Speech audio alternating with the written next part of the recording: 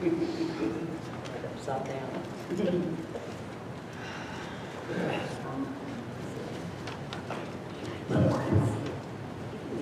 You know, every so often, Lord seems to change the plan. It don't happen very often, but it has happened a few times to me where I thought I knew what I wanted to sing, and then the Lord changed it. Amen. Amen. Hold back my emotions. But yeah, I know the song is for everybody, but I kind of felt like this morning, as I was thinking about the song and praying and things, that it's probably for somebody special.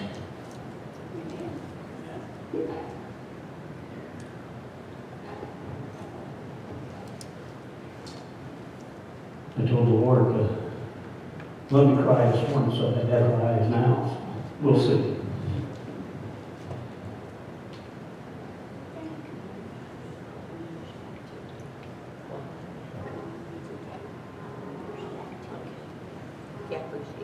Bring that music up, would you?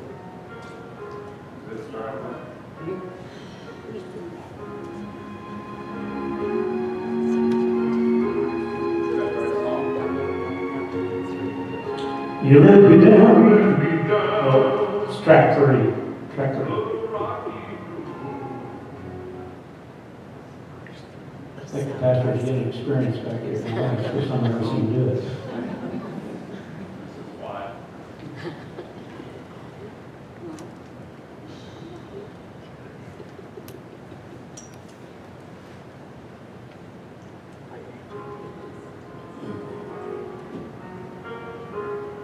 Bring up just a little bit. Thank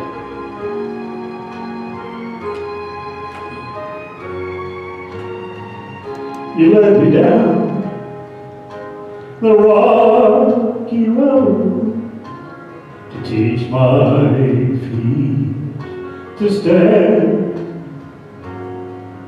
and you led me through the valley low, that I would hold your hand, and oh, the raging sea of time, you taught my eyes to see, like a flower of rain, help me to grow, and you made it rain for me.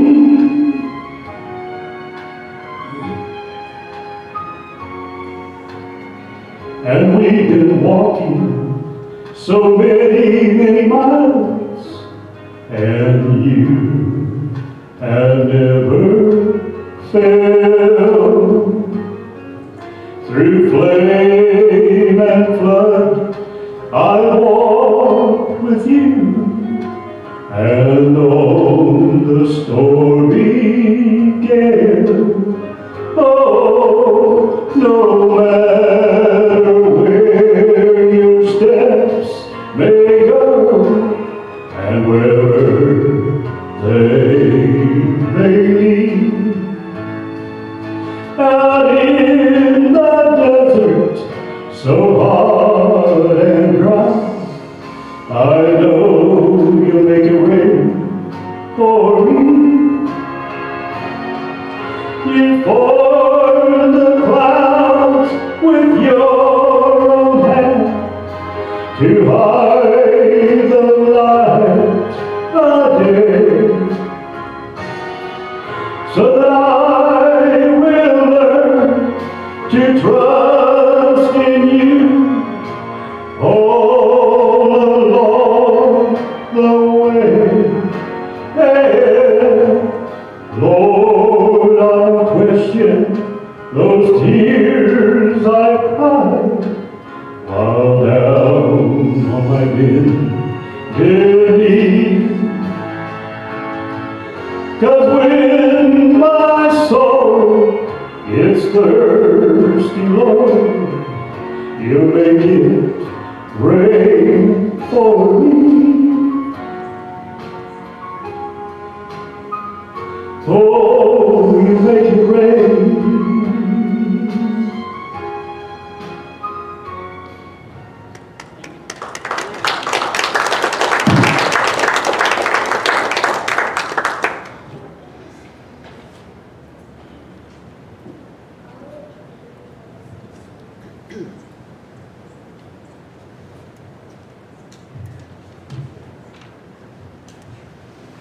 We have communion around here.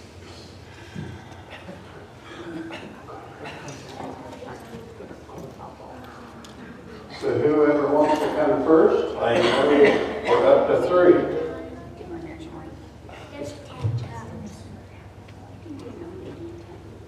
So if we want to gather around,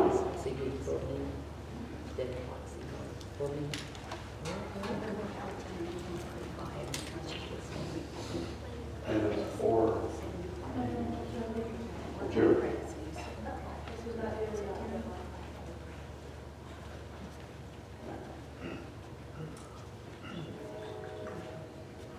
Oh, dear Heavenly Father, as we come, Father, we thank you for the faithfulness of Mandy coming and standing in the gap for her uncle. And Lord, even though he's not here, you are there, and you're with him, you're for him. And I pray as these prayers go up to your ears, your love and patience falls down upon him, that he feels your love that you have for him, and the faithfulness of Mandy standing in for him and us lifting him up before you. You do what you do, Lord. You're still in the healing business. And I pray that you touch him physically and mentally to get him back on the road. Thank you, Father, in Jesus' name, amen.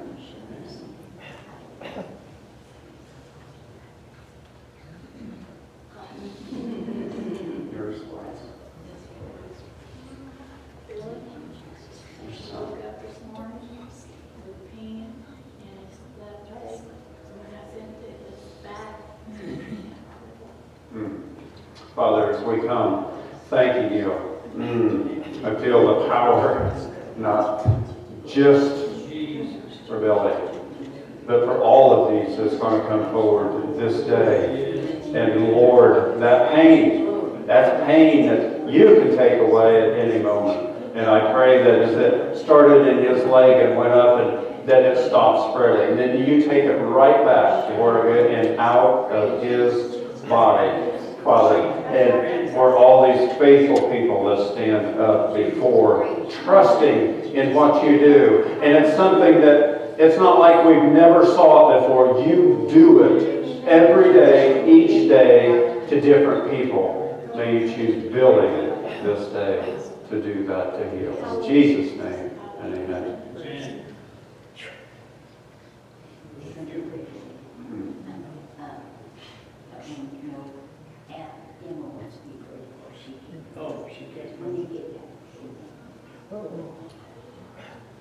Oh, Lord.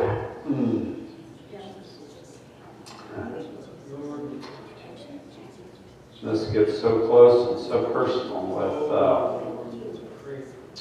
somebody of this age falling and breaking their backs. This is going to be a journey that you're going to be needed on for a recovery. It will only come from you. That, Lord, there's somebody in attendance here this day that only you could heal, and you did. And we know that you can. And we pray that as we gather around and you hear all of the different languages and the faithfulness of these few, where there's two and more gathered, we know you are. And they're talking to you.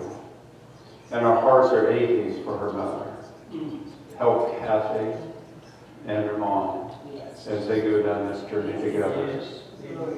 Guide them, prepare them. Thank you, Lord. In Jesus' name, amen. Emma? Okay. We'll go back to Emma.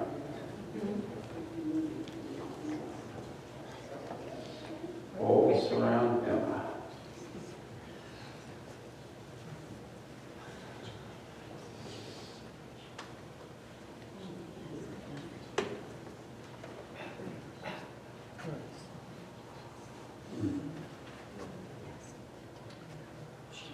Oh, dear Father, as we continue with your power and your victorious ways.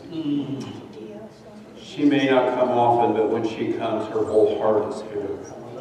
And we thank you. She's had some coughing spells today. Take that away and replace it with the faith and the courage that you can give. So as she continues on her journey with you, may it be sweet each step of the way. I thank you that she's so focused on you and knows where the power of the blood, every drop that's dripped down, and you will not pass us over, as your song says. Thank you, Lord, in Jesus' name. Amen.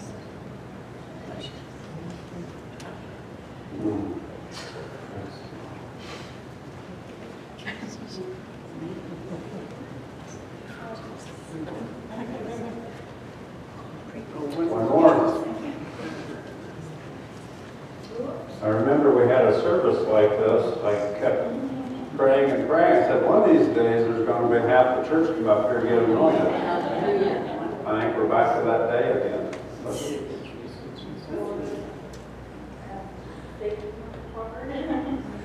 Our Father, you always assemble your people at the exact right time. And thank you that we're all here today, but especially Teresa. She's been fighting a battle physically, and now there's mental. Because that's all the way he can attack us is through our mind. Because you protect us otherwise. So as that enemy keeps knocking on the door and trying to knock us down and knock us out of the way and discourage us, may your victorious ways come to our mind. In your living word, come to mind as we've read and it's been preached, and that we know your promises. Maybe not all, but we know enough to know that the enemy has been defeated. He has no place in our life, in this square block, in this city. It's only that we allow. Father, give us the courage to stand in the face of the enemy. Thank you. In Jesus' holy name.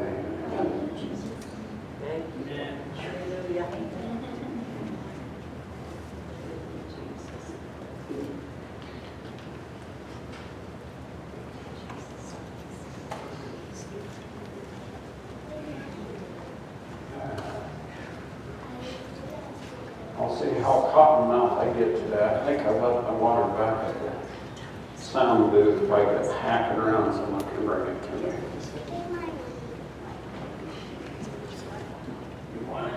Yes, please. Ladies, the granddaughter in the hat. Let that be a reminder.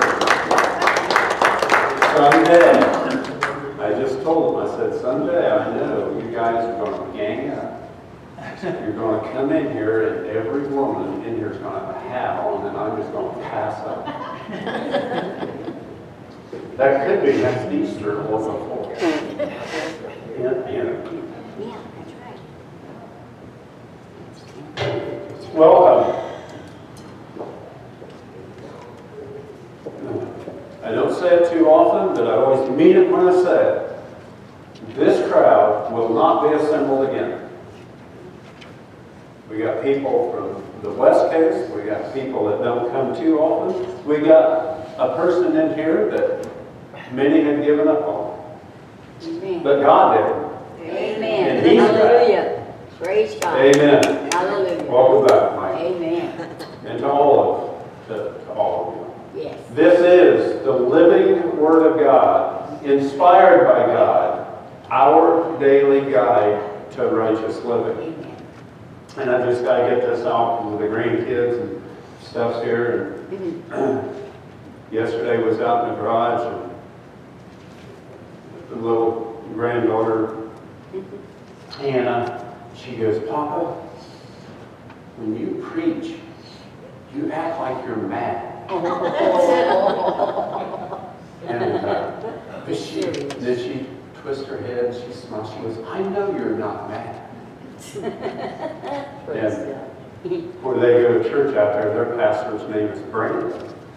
And I said, well, every now and then Brandon will raise his voice and he moves and he gets right up in there like Papa does. Yeah, but he doesn't sound, you sound mad when I do it. So I said, I'll work on that spirit. That's good. My wife said the same thing since we moved up here. One time I come like that and it made her nervous. So I got to watch my sudden move. Anyway, welcome. Again, thank each and every one of you for coming out today.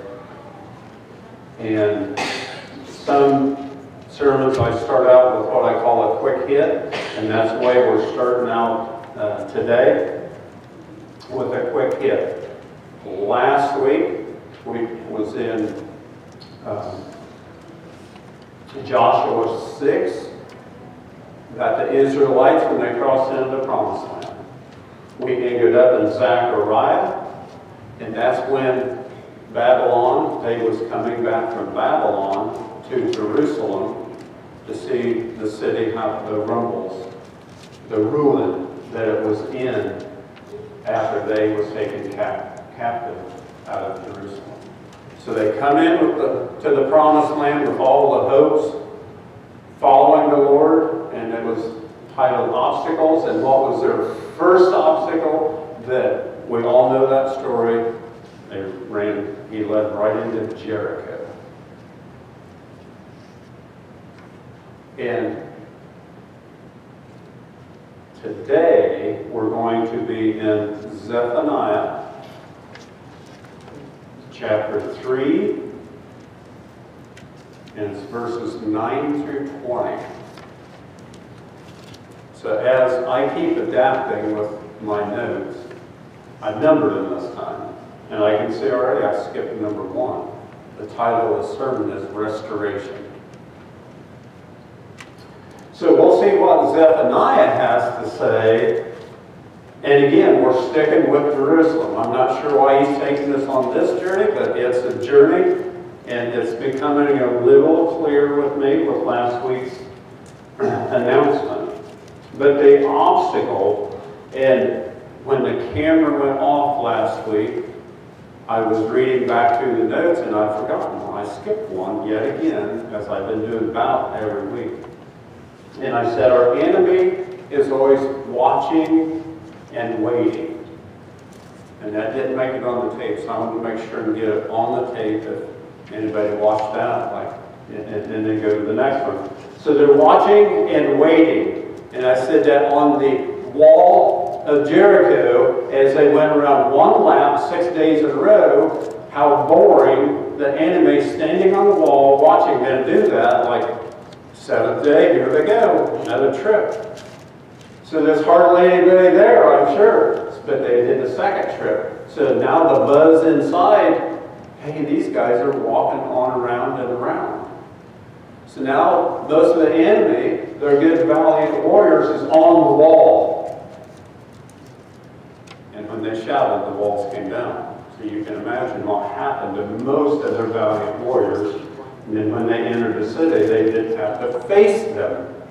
They was already taken care of because it was the Lord's fight, not the Israelites' fight, but they had to go through that.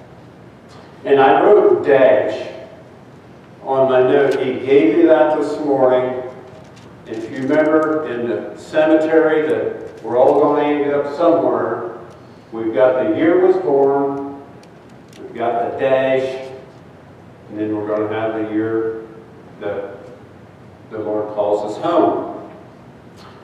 What's that dash?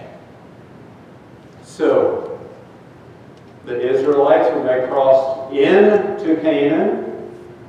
Then we got the dash, because Babylon took them, and then they returned to the ruins. And all that dash in between there of what the kings did, the temple that Solomon built, and all that happened in between there is a lifetime of reading and trying to understand. And when we get to,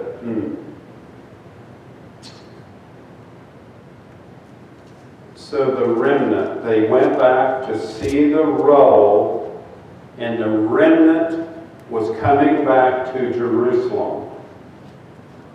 In all three of these cases,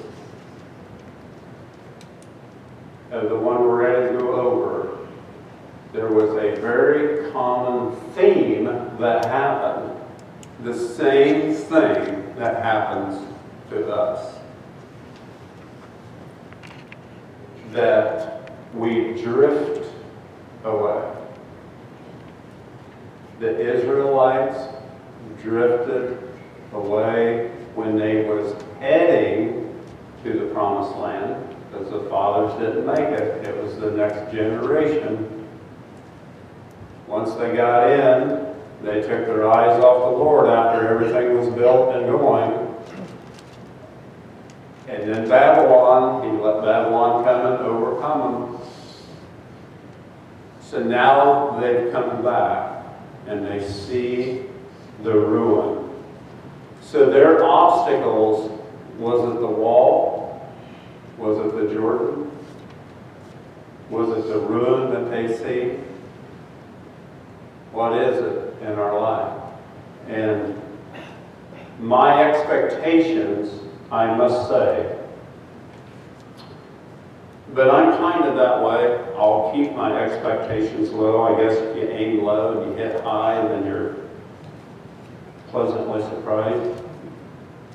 But last week, I'll just do all down there. Last week I asked you, what was your obstacle? And I give you those pieces of paper to write on and something to put them in when you left. I wasn't expecting too many, so I apologize for that, because there was many. The theme was health, self, and family. Was the theme of these messages that my wife and I prayed over every day except one. Along with you. And my plan is sometime during the middle end, we're going to give a shout. And the three grandkids will probably come back to the door and wonder what we're up to. But I want you to shout over the victory of the obstacle that you wrote down, that you prayed for, and that we prayed for you. Because the remnant, actually all three of those are self.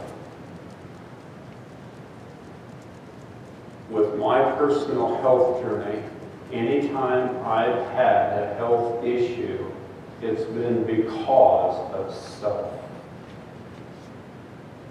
It wasn't because of some outside source. It was self that inflicted my health issue. So I can't blame whoever I want to blame. It was me that did it. And I'll stop there. But that's exactly what was happening with the Israelites, was self. They were seeing a wall, but they did join in unison as they went. So that's the great and that's the praise to give them. Let's get into His Word. I can't do that because this is where this fits.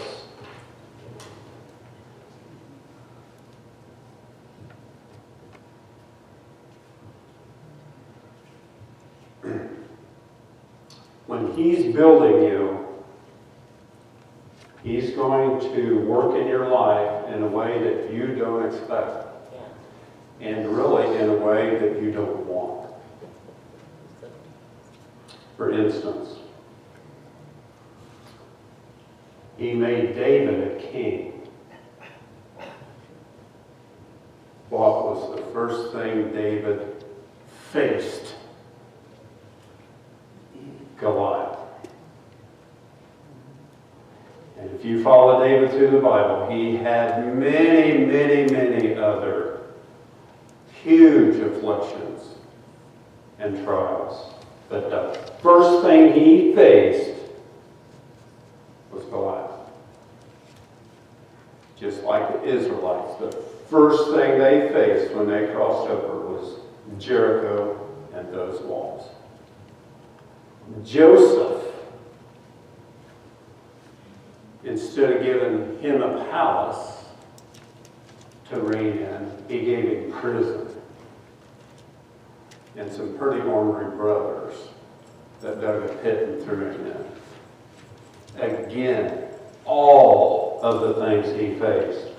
Esther, he was raising up to be a queen, but before she became a queen, she went through crisis. Yes, hallelujah. After crisis in their family.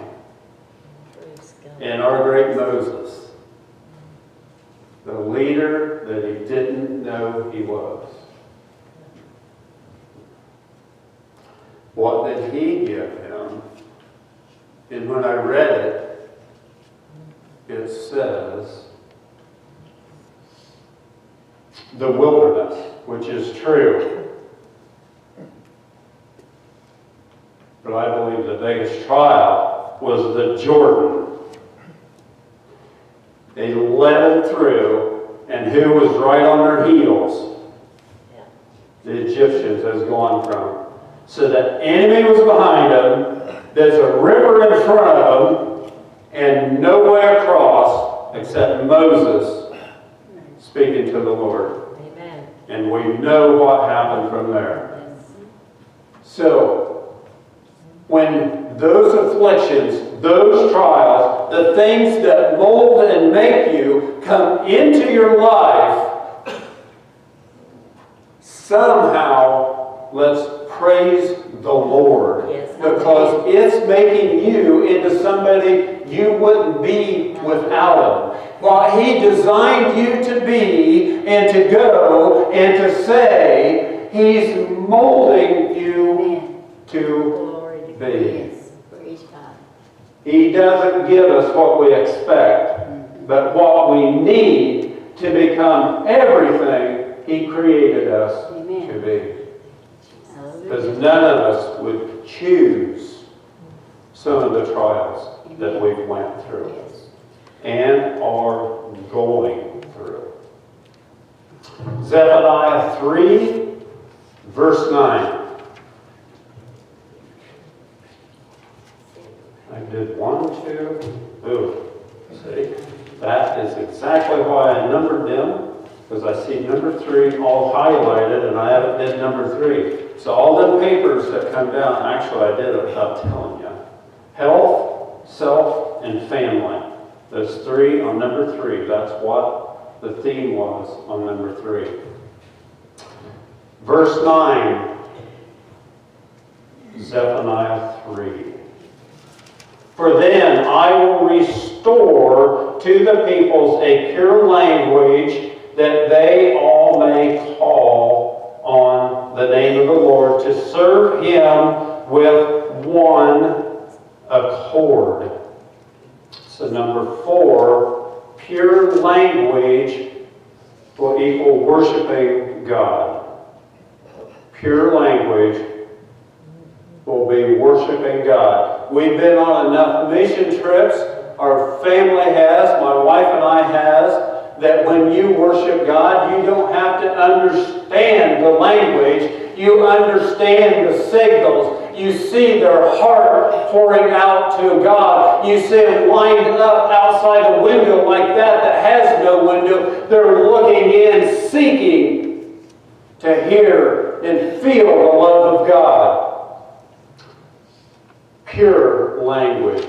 Purity is the way to unity, is number 5.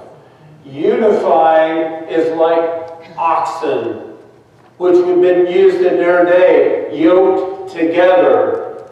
If one gets out of sequence, it messes them all up. So you put the one to train and the others with them, and they all start pulling together. Just like when a church, a basketball team, a soccer team, when they meld together, there is no stopping them. They know what each one was designed to do. And when they do it in unison, they're unstoppable. Just like the Israelites, again, going back to Jericho, and Joshua telling them, we're going to march around these walls. And then you'll see what the Lord... They had valiant warriors too. You don't fight a fight by marching around and saying nothing. You can't even skip like this. Scared my granddaughter. She said, nothing. You say nothing, you just march. But that's for the glory of the Lord, and they did it in unison. And I've been in plenty of meetings that the meeting after the meeting, you talk about how incompetent the leadership is. Like, is this Joshua marching around? What? Where did he get that from? But they did it. They marched around 6 days and 7 times on the 7th day. They did it, and they did it in unison, shoulder to shoulder, like the oxen. And when we get shoulder to shoulder, you don't have to bear all the weight. You just bear a little bit of weight, and the person next to you carries, and you can carry so much more. You can go so much farther in unison and unity. Verse 10. From beyond the rivers of Ethiopia, my worshipers, the daughter of my dispersed ones. See, when we wander off, and when they dispersed them out of all the ruins, they went far. And they're coming, they're bringing it back together. Those scholars are saying, these verses is the millennium when Jesus returns. The 1,000 years is what they're talking about here, they say. I'm reading his word, still learning as I go, but that's what they're saying, that they're bringing them back together after all that destruction when Jesus returned and millennial where he's reigning for the 1,000 years. Shall bring my offering. In that day you shall not be shamed for any of your deeds in which you transgress against me, for then I will take away from your midst those who rejoice in your pride, and you shall no longer be haughty in my holy mountain. May I warn all of us when we start calling evil good. The pride has set in. We've overlooked many things, either in community or our personal life. We overlook them and we start calling them good. We can justify our way into anything. We can come up with enough excuses and justifications for our actions that is well outside of his word and his ways. Verse 12, I will leave in your midst a meek and humble people, and they shall trust in the name of the Lord. And that's that remnant back, pulling together with their vision. They, in verse 13, the remnant of Israel shall do no unrighteousness and speak no lie. This would be your key verse on that. The remnant of Israel shall do no unrighteousness and speak no lies, nor shall a deceitful tongue be found in their mouth, for they shall feed their flocks and lie down, and no one shall make them afraid. As long as we're living and breathing, with Jesus there and not here again, that is impossible. For a whole city to do no unrighteousness, speak no lies, because that's that justification, and no deceitful tongue. That when he gets in the ring and we see him again, whoever that remnant is, that he's pulling back in for the third time into Jerusalem, where he will reign. See, they left pride at the door, doing what is right, receiving no credit or glory. They gave God the glory because he is worthy. And when they did that, and no one shall make them afraid, number 6, protection of the Lord. Just like in the beginning, when the lion and the lamb in the Garden of Eden lay together, everything was protected and in perfect unison, doing what he created them to do, not destroy one another. Now we get in from 14 to 20 is rejoicing, and he gave me something that I never, ever, I wondered about, that he made it so plain to me. 14. Sing, O daughter of Zion, shout, O Israel, be glad and rejoice with all of your heart, O daughter of Jerusalem. Number 7, when cause is taken away, that's sin. It was taken away, the sin of what Jesus and his blood did. Whether it's a city or personal, when our hearts are filled and your soul rejoices, you just bust out in singing. My daughter has sent us that little Hannah. We just know she's going to be a singer somewhere.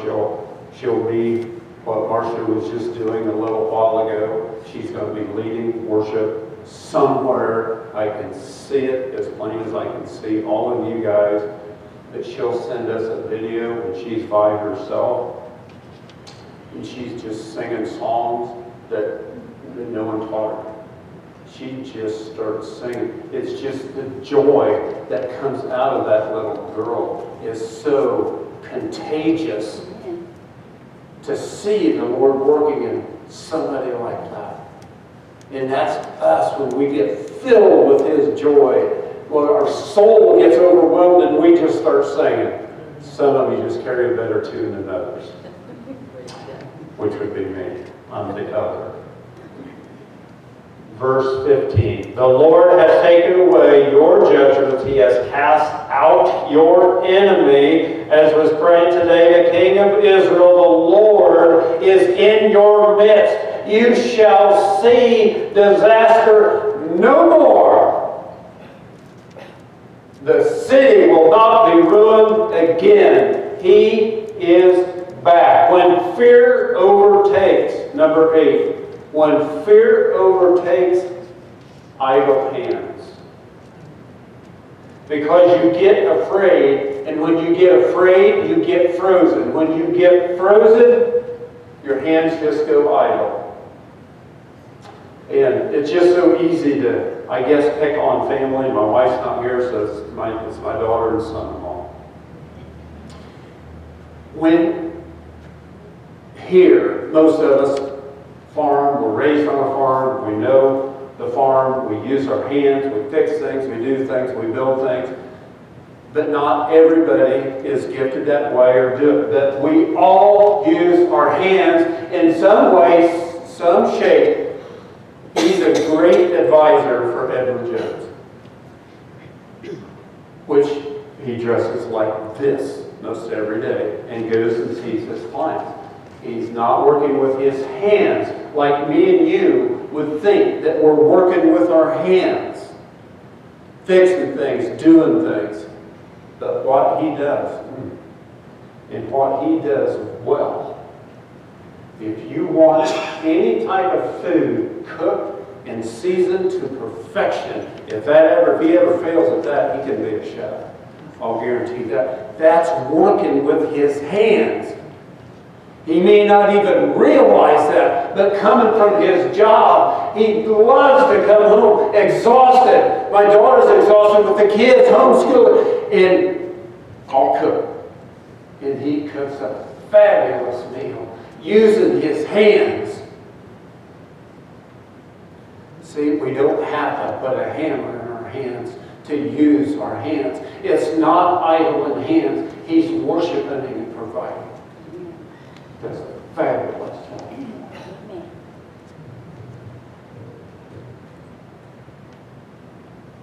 So that's when you get afraid and you lock up. And we stop using our hands. They go idle. But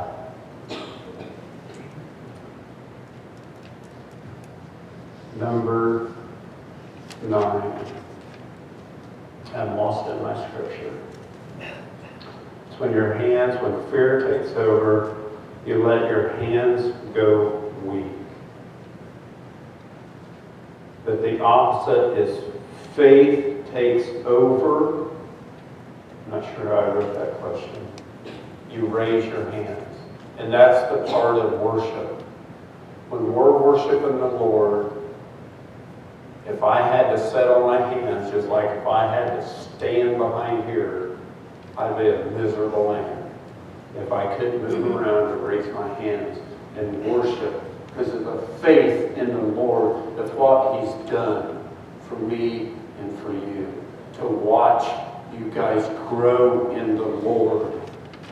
We can get so consumed. We can get so overwhelmed with the news if we're ingesting that too much on a daily basis. We just get overwhelmed and we want to solve so many things and it's out of our control. Even maybe in our little city or in our family, we just want to solve everything and we get so overwhelmed, and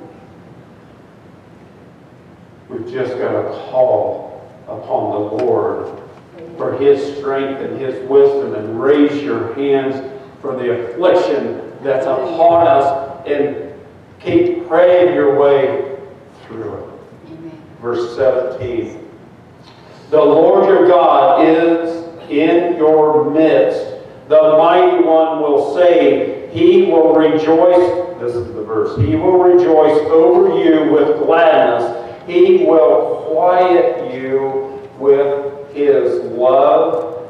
He will rejoice over you with singing.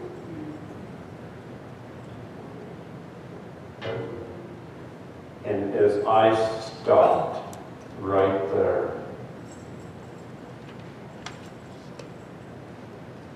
there's many, many beautiful voices that we hear in sing night and around at different churches at this church.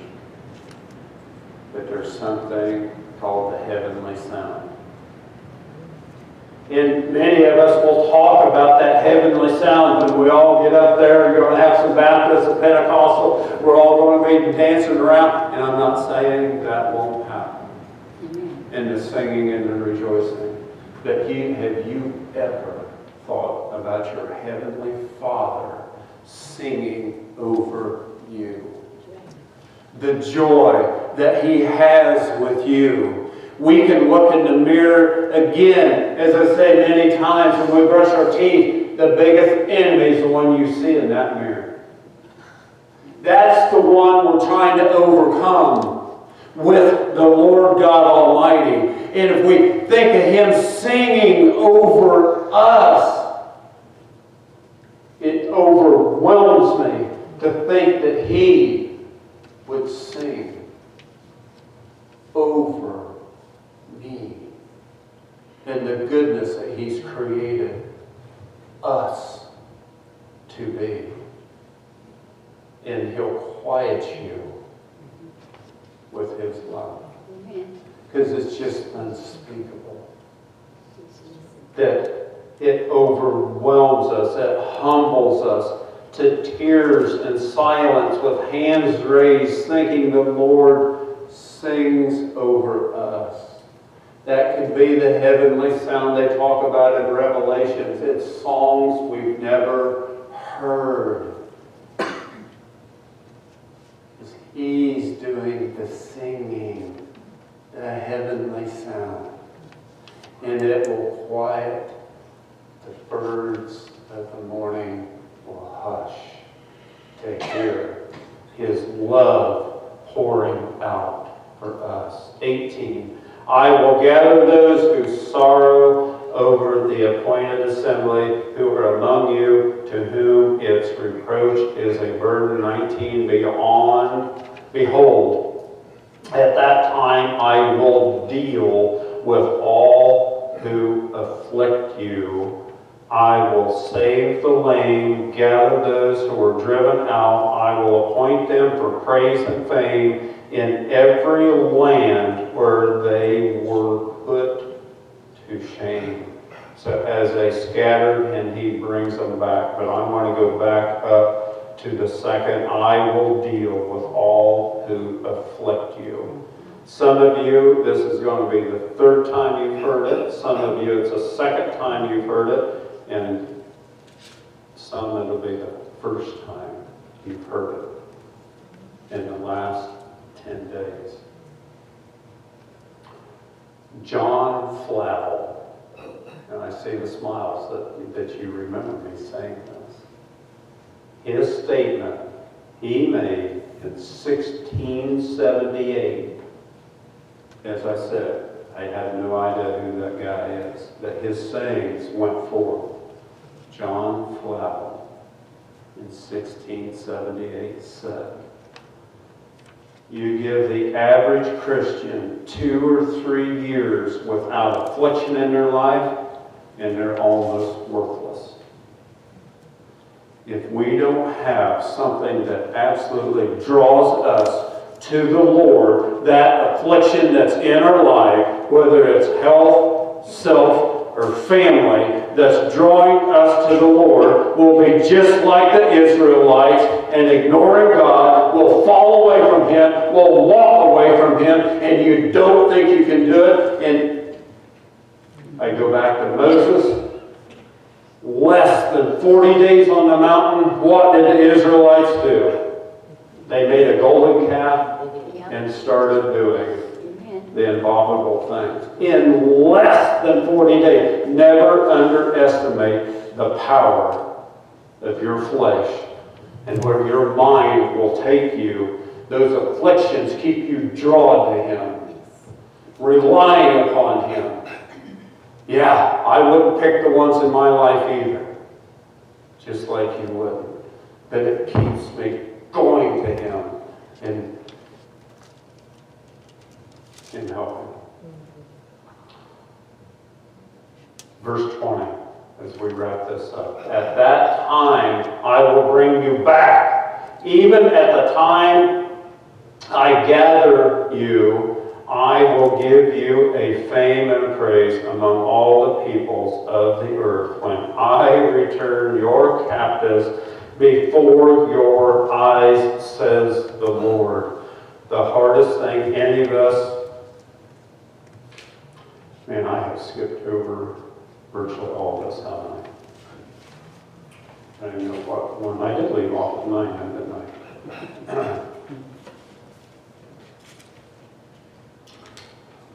I gotta go back and reread that. At that time, I will bring you back, even at the time I gather you, for I will give you fame and praise among all the peoples of the earth, when I return your captives before your eyes, says the Lord. See, he took me back there. One of the hardest things we face is waiting on God's timing. The vengeance is the Lord's. It's not ours. Because we will judge wrong, we'll justify wrong, our timing will be wrong, and things will blow up. That Him, He'll bring the captives back before you. Most of the time, that's not going to be in our lifetime. Omnipresent. These are my wife's favorite. She'll pray this most every morning.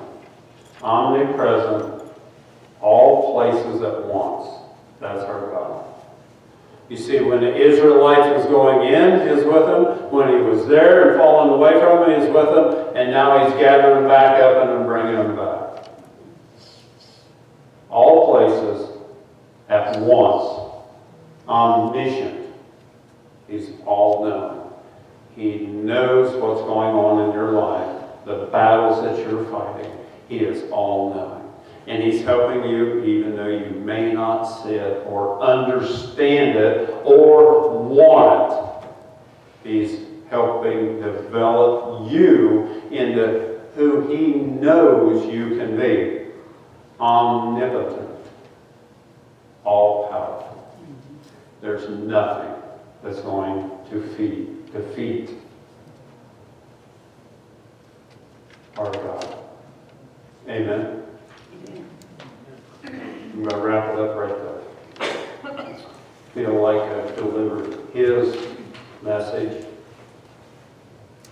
And as it was said, sometimes you come with something in mind and He changes your mind, and He changed my ending. So I'm going to stop right there, because we have an all-powerful, all-knowing, in all places God that we serve. It doesn't matter what place we're at, what we're doing, He knows about it. And He's preparing us for the future. And if we, as a pastor, as a father, you just want to fix everything that's before you. And it's not our place to do that. It's to rely upon Him to help guide and encourage, like He's doing, encouraging the Israelites through the battle, through the remnant, no matter how small or how few. He's not going to forget about you. He will encourage you and lead you and guide you and mold you and make you into who He knows you can be through the trials, even if it's near death. Praise the Lord. Thank you, Jesus, as we come to you, praising your holy name, for you are worthy of all praise and all glory in our life. And Father, when those afflictions, those obstacles, those things that we don't think we can overcome, we're exactly right. We can, but you can. No amount of knowledge will overcome that, because you're the all-knowing. We need your wisdom and your knowledge to wait on your timing. And I remember one of them that said, patience. And that is David. I remember praying that prayer. And there are going to be trials in their life that they never dreamed of. But that's how you learn patience. Thank you for them as you teach us. So be over all of your people as they go about. May we not be overwhelmed by the enemy from the things of this world when we open your living word Yes. and read it daily. Yes. Your righteousness will start empowering us, and we'll raise our hands, give thanks to our Holy Father. In Jesus' holy name.